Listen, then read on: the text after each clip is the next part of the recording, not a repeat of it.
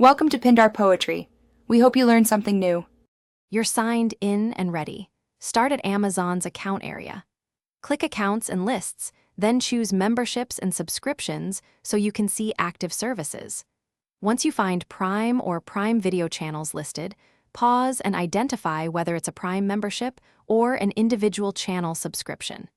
This matters because canceling Prime differs from removing a channel. Make sure you have the payment method visible and note renewal dates so you can choose the correct cancel option next.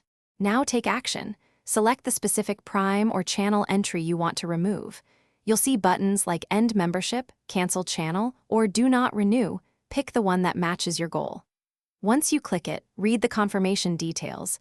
Amazon often shows the final access date and any prorated refunds. Confirm your choice and complete any required verification. After confirming, check the displayed end date so you know when streaming access stops and whether a refund applies. Finish by verifying the cancellation. Look for the confirmation email and the final billing date in Memberships and Subscriptions. If the subscription still appears active, sign out, clear your browser cache, or reopen the app, then sign back in to refresh status.